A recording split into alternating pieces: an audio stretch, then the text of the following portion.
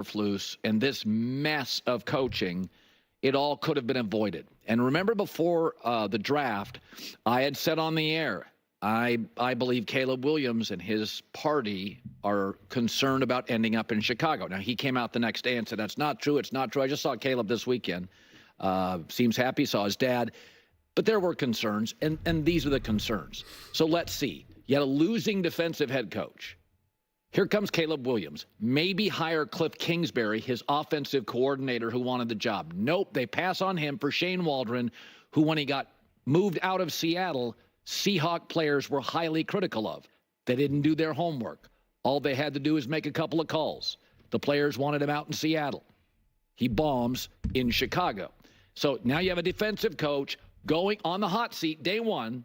You saw it coming, hot seat day one, in a division with excellent offensive coaches. Matt LaFleur, Kevin O'Connell, Dan Campbell, and Ben Johnson in an offensive league. They should have hired Jim Harbaugh. They couldn't because Harbaugh doesn't like Kevin Warren, the president of the Bears, who used to run the Big Ten. They don't get along. The owners, the McCaskies, are the poorest and the oldest in the NFL. The McCaskies, what do you know, when they were looking for a coach, leaned on 80-year-old Bill Polian, who I like. He's a Hall of Famer. But he is not in the culture of the NFL right now. That's a different time in the NFL. It's an offensive league.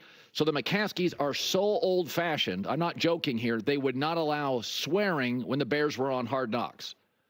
So it was a lot of malarkey, as they say. So they just have no sense of. They're still clinging to the '85 Bears.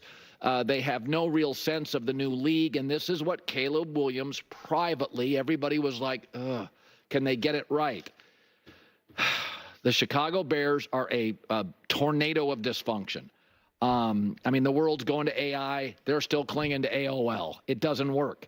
And I just don't know. And this division is so good, and the coaching with LaFleur and Kevin O'Connell and Dan Campbell is so dynamic and so smart. I mean, this team won 7 games last year. They upgraded at quarterback, running back, tight end, and wide receiver and got worse. And so I don't think there's an easy answer on this stuff.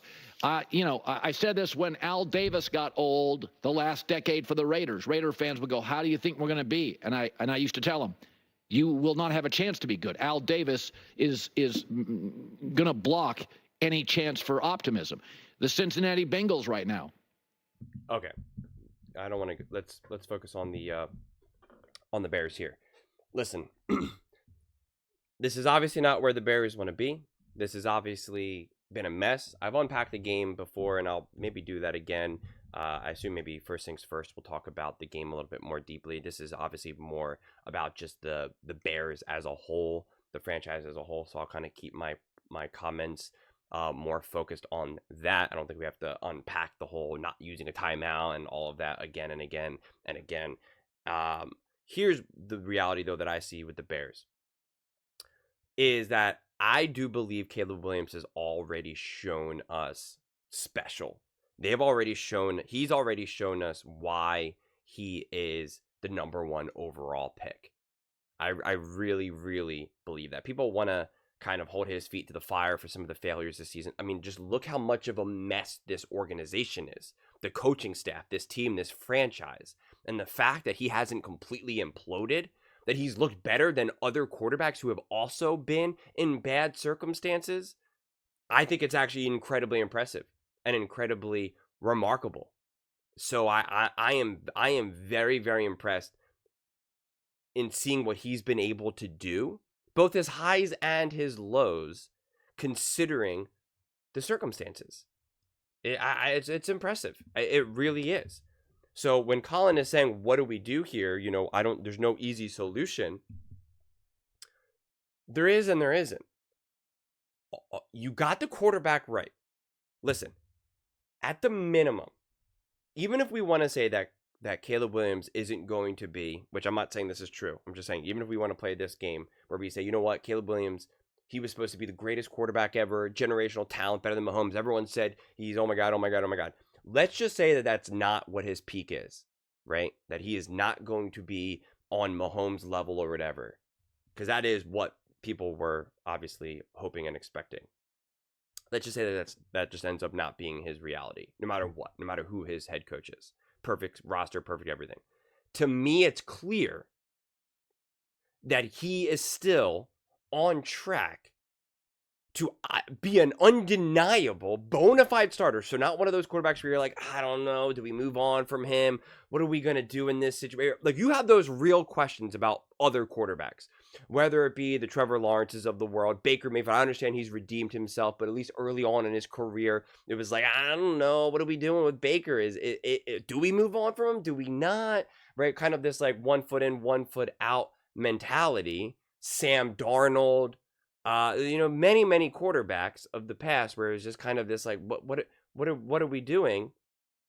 And from my viewpoint, you don't have that question with Caleb Williams. It is like an undeniable fact that he is a starting quarterback in the NFL, and that his floor will be top 15 quarterback in the NFL. And again, I'm just saying his floor. I think he will continue to climb and prove to be a legitimate top quarterback. But just his floor. So that alone now is a massive check mark.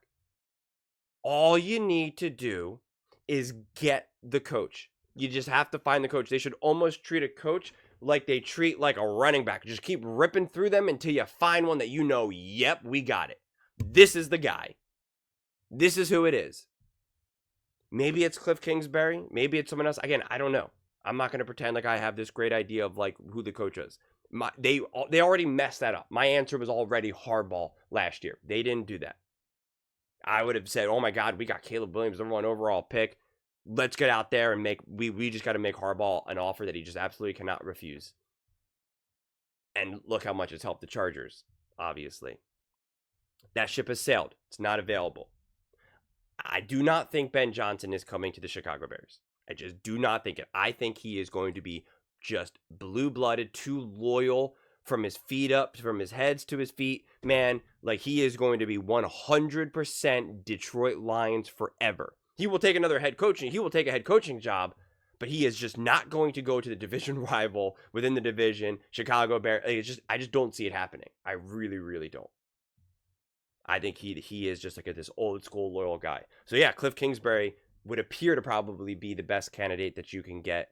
Maybe a couple other people. Again, I don't have super strong feelings outside of a couple of the common popular names out there. But you get the head coach right. You lock that in place. He doesn't even have to be elite. He doesn't have to be the Andy Reid. He doesn't have to be a, Sean McVay or whatever. He just has to be competent, organized, and consistent respect and trust of the locker room. You have that, that's 80% of it right there. It is. And then the rest is going to be a work in progress, like it was for Andy Reid, Sean McVay, Kevin O'Connell, Matt LaFleur, Dan Campbell, every other coach. Just recognize the problem is that you've already burned some of that goodwill with Eberflus and now wasting a year of Caleb. So now when Cliff Kingsbury comes in, there's going to be that feeling of like, you better get it. If this team loses a game to a field goal or they have a rough loss, it's just automatic, here we go again. Whereas if you got the new head coach this season, you were allowed to kind of have some of those issues. You were allowed to have a fumbled snap, a bad sack, a missed field goal.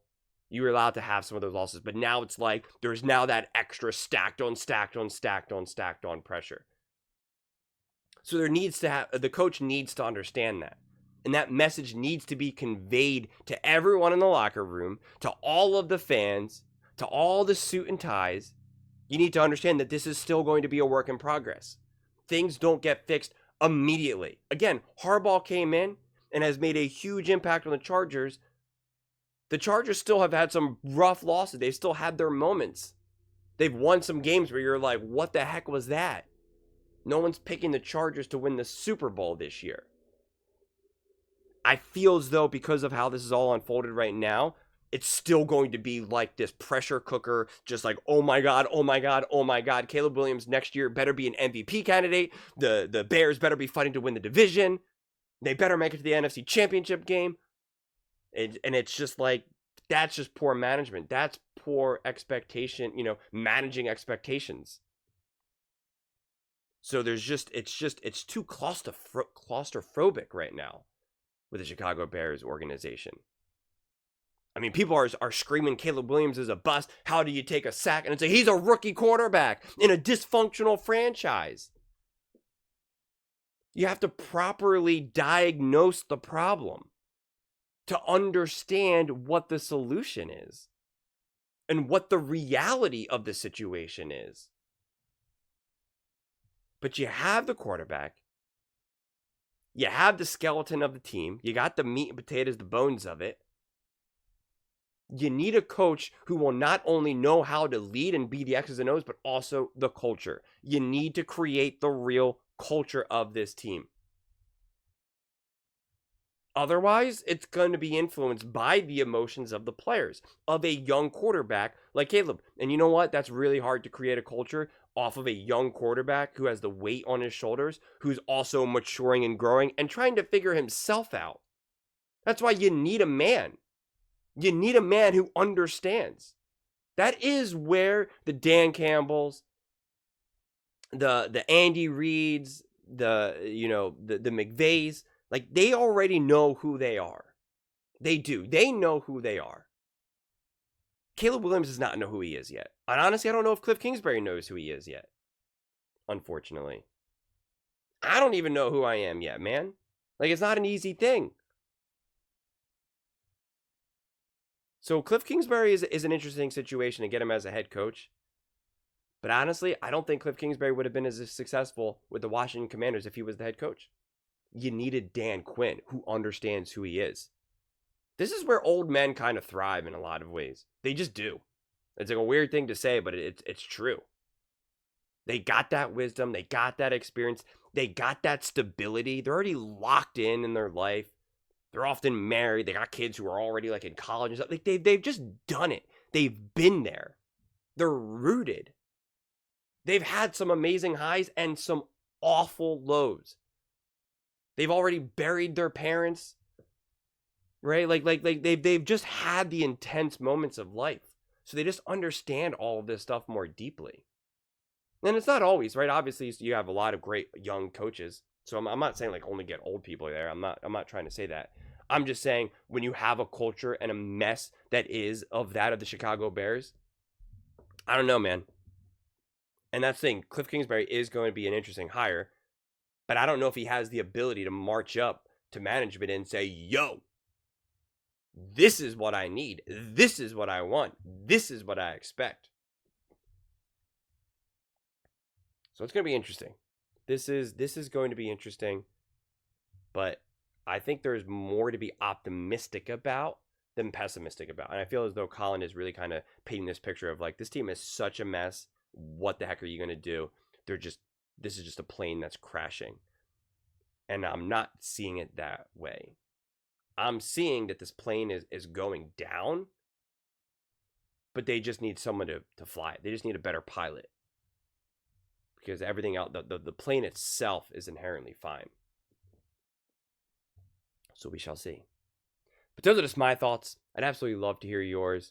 What do you guys all think about the Chicago Bears? Do you think the Bears are doing enough to support Caleb? Do you think they're going to be able to right this whole thing? Or do you think that this is just an inherently flawed franchise? Let me know in the comments below. I read every single comment, so whether you agree with me or disagree with me, either way, let's get in some discussions. Let's get in some fights, but ultimately, let's just have some fun.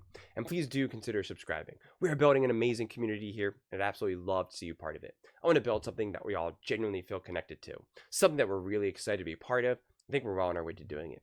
Please don't forget to give this video a thumbs up, as it really does help with the visibility and the algorithm. Thank you so much. See you next time.